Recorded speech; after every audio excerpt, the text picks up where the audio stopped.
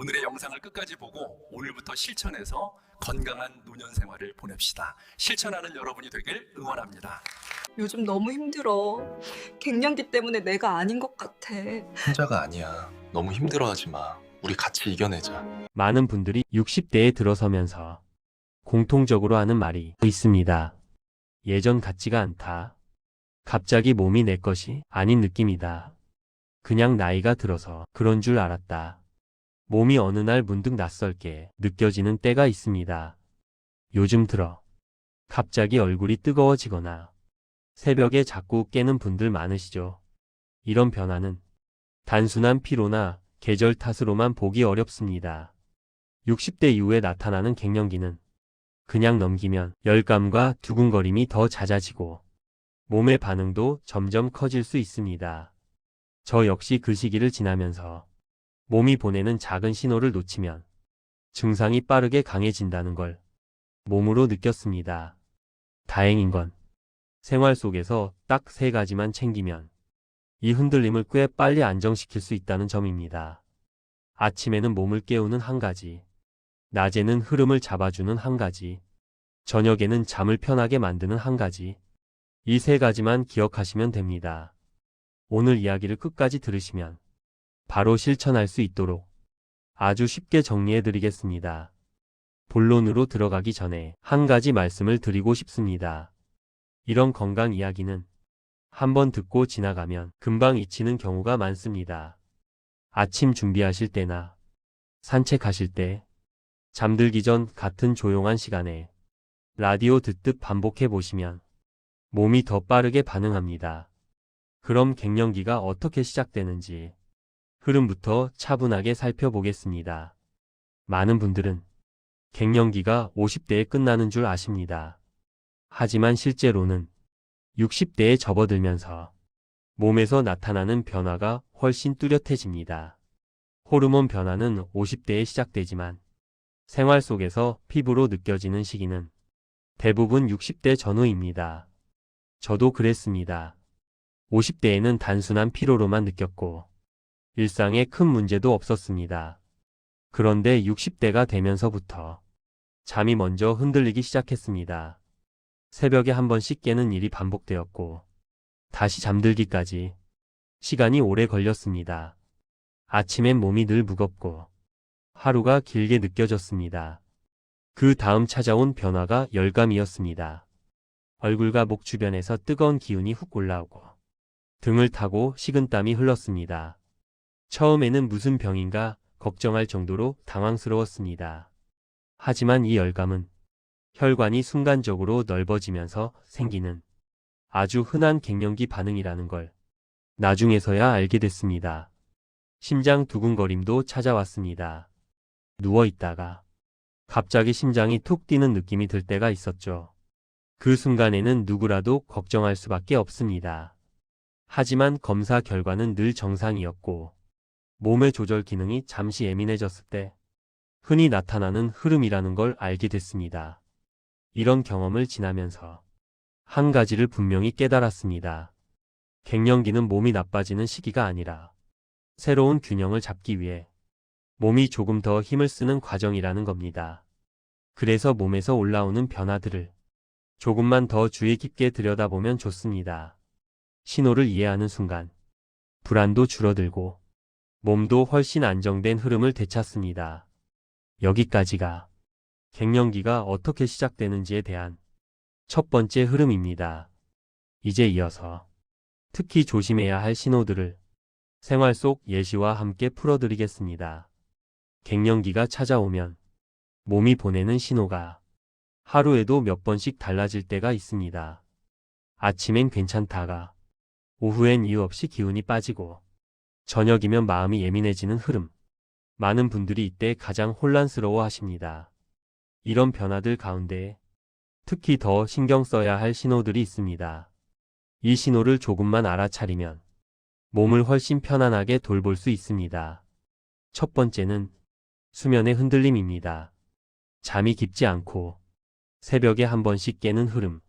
다시 잠들기 어려워지면 아침이 무겁고 하루 동안 피로가 쉽게 쌓입니다. 여기서 제가 하나 여쭤보고 싶습니다. 최근 한 주 동안 새벽에 깬 적이 몇 번이나 있었는지 떠오르시나요?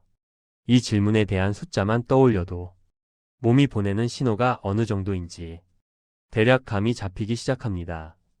제가 갱년기 초반에 가장 힘들었던 것도 바로 이 흐름이었습니다.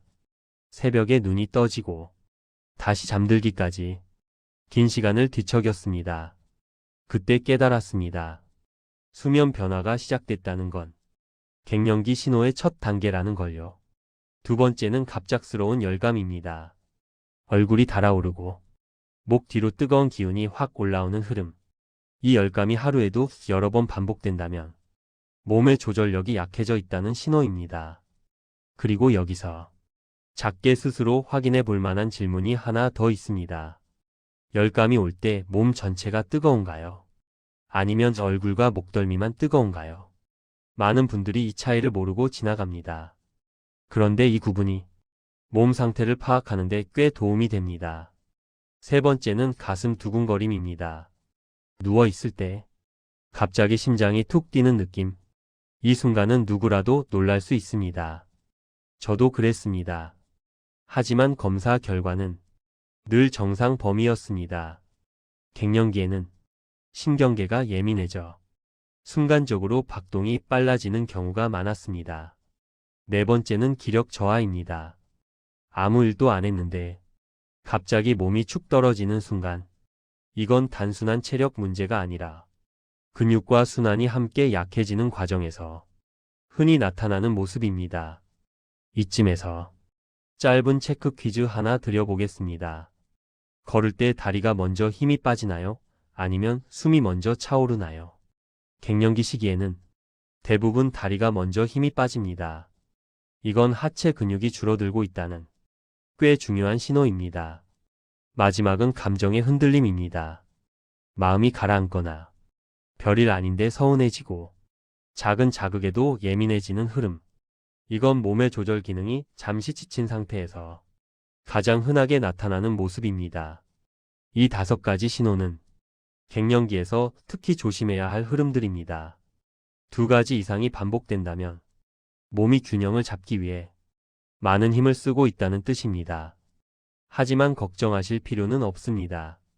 몸의 신호를 이해하고 생활 리듬을 조금만 정리해주면 생각보다 훨씬 빠르게 안정됩니다.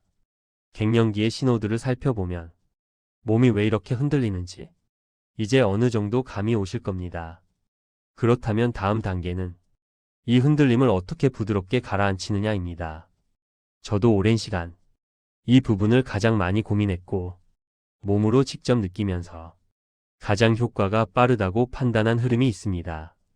복잡한 방식이 아니라 하루를 하나의 리듬으로 만들어주는 방식입니다. 아침에 몸을 깨우고 낮에는 흐름을 안정시키고 저녁엔 몸을 진정시키는 흐름. 이 3가지를 하나로 묶는 겁니다.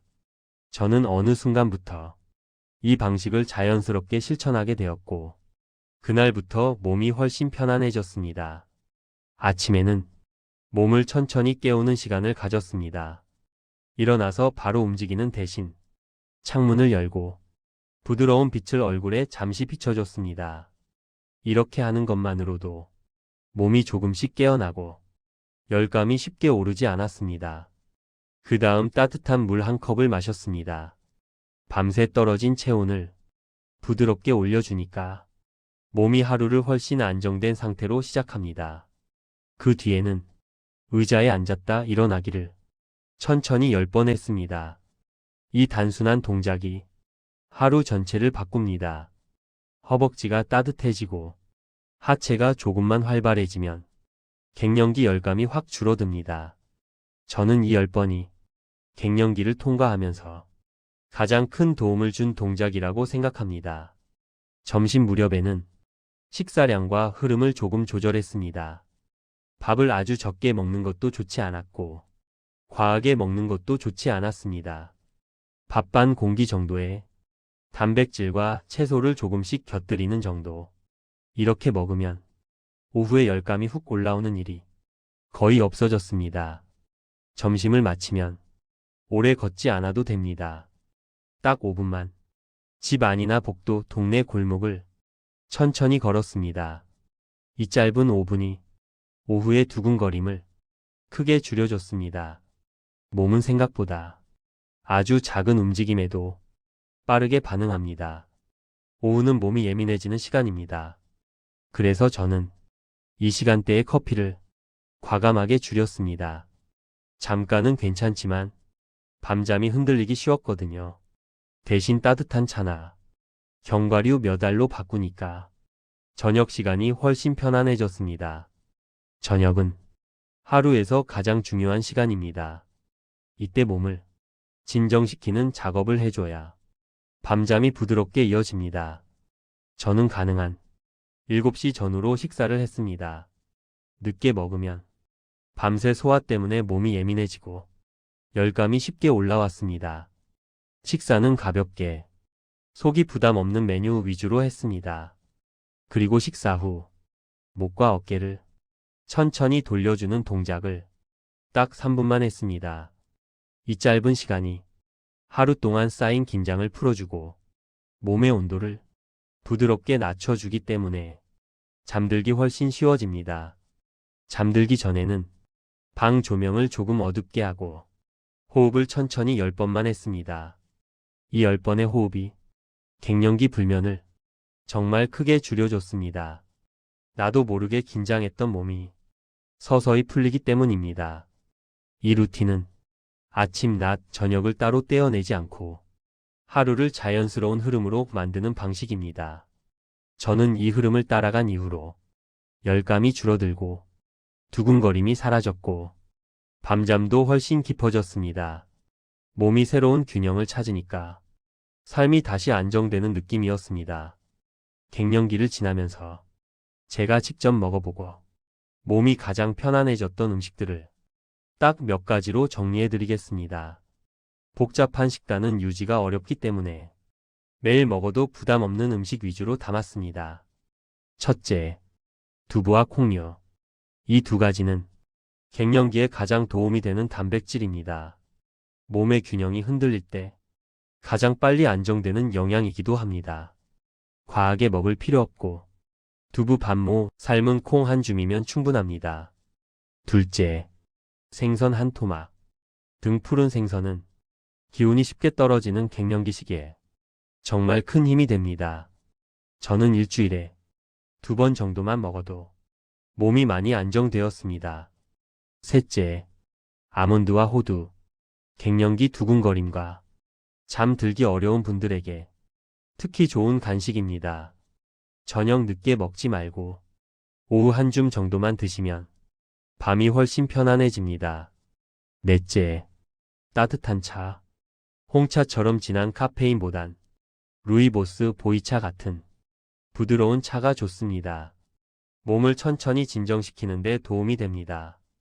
다섯째, 채소 한 접시. 몸이 예민해지는 시기라 과일은 당이 높아 생각보다 열감을 올릴 수 있습니다. 수분 많은 채소 한 접시가 오후 열감을 훨씬 덜 오르게 합니다. 이 5가지는 하루 식사에 자연스럽게 넣기 좋고 몸에서도 즉각적인 반응이 오는 갱년기 최적 음식이라고 생각합니다. 갱년기 이야기를 나누다 보면 많은 분들이 비슷한 오해를 가지고 계십니다. 제가 상담하면서 가장 자주 들었던 오해들만 간단히 짚어드릴게요. 첫째, 갱년기는 여성만 겪는다. 아닙니다. 남성도 겪습니다.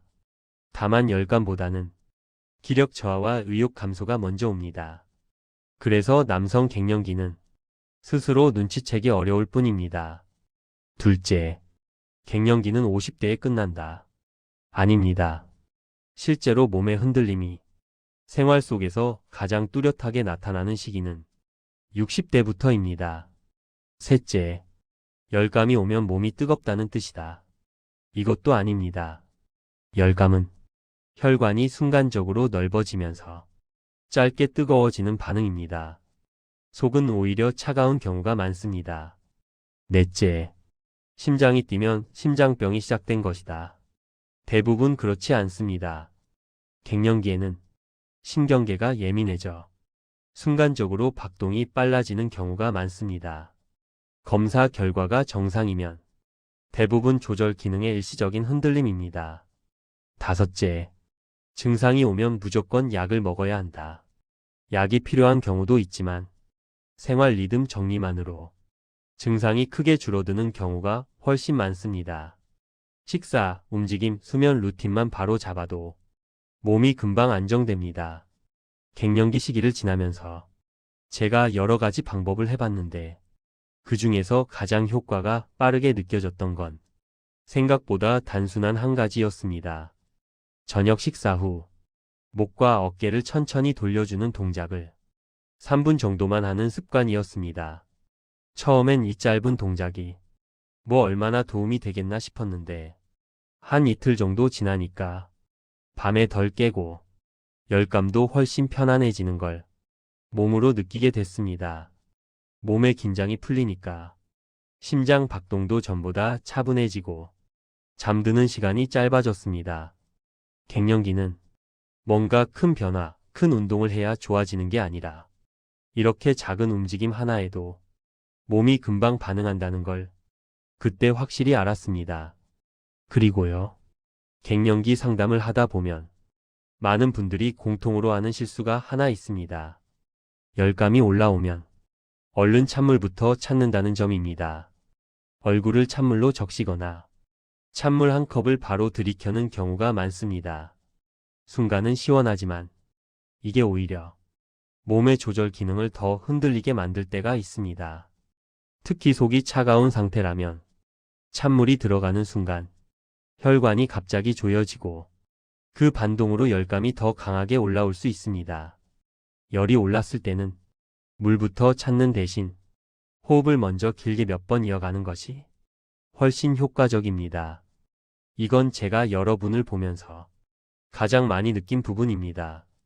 작은 실수 하나를 바로잡는 것만으로도 몸의 흔들림이 크게 줄어듭니다. 그리고 갱년기 이야기를 나누면 항상 빠지지 않고 나오는 질문이 하나 있습니다. 바로 심장이 두근거리면 병원에 꼭 가야 하는지 이 질문입니다. 많은 분들이 두근거림이 오는 순간 큰 병이 시작된 건 아닐까 걱정부터 하십니다. 하지만 두근거림이 짧게 지나가고 하루에 여러 번 오래 지속되지 않는다면 대부분은 갱년기 조절 과정에서 나타나는 아주 흔한 반응입니다. 물론 두근거림이 몇 분 이상 계속되거나 가슴 통증이 함께 오면 병원에서 확인하는 게 맞지만 대부분은 호흡을 조절하거나 저녁 루틴을 정리하는 것만으로 바로 가라앉는 경우가 많습니다. 이 질문은 정말 많은 분들이 물어보셨고 그만큼 불안했던 마음이 컸다는 뜻이기도 합니다. 그래서 제가 늘 드렸던 답은 두근거림이 짧고 반복되지 않으면 몸이 스스로 균형을 잡으려는 과정이니 너무 겁내지 않으셔도 됩니다.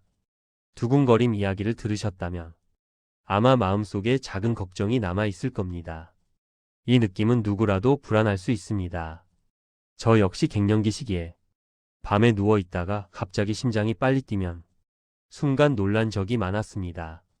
하지만 다시 생각해 보면 그 두근거림은 몸이 스스로 균형을 잡으려고 순간적으로 힘을 쓰는 과정이었습니다. 만약 그 느낌이 올 때는 억지로 누워 있으려고 하지 마시고 의자에 조용히 앉아보세요. 그리고 숨을 천천히 3번만 길게 들이마셨다가 부드럽게 내쉬어 보세요. 이 간단한 3번의 호흡이 몸의 긴장을 빠르게 풀어주고 가슴의 두근거림도 금방 차분해집니다. 이 정도는 내가 조절할 수 있구나. 이 느낌을 한 번만 경험해 보시면 갱년기가 훨씬 덜 무섭게 느껴질 겁니다. 갱년기를 지나면서 누구나 한 번쯤은 몸이 낯설게 느껴지는 순간이 찾아옵니다. 평소 같으면 아무렇지 않을 일도 그 시기에는 조금 크게 느껴지고 감정도 예민해질 때가 있습니다. 그런 흐름은 내 의지가 약해져서 생긴 문제가 아니라 몸 내부에서 새로운 균형을 찾으려고 움직이는 과정일 뿐입니다. 이걸 알고 나면 나 스스로를 덜 탓하게 되고 몸이 보내는 신호를 조금 더 따뜻하게 바라보게 됩니다. 이 마음 자체가 증상을 훨씬 빠르게 안정시키는 힘이 됩니다. 이 흐름만 차분히 기억하시면 앞으로 오는 변화들도 지금보다 훨씬 편안하게 지나가실 겁니다.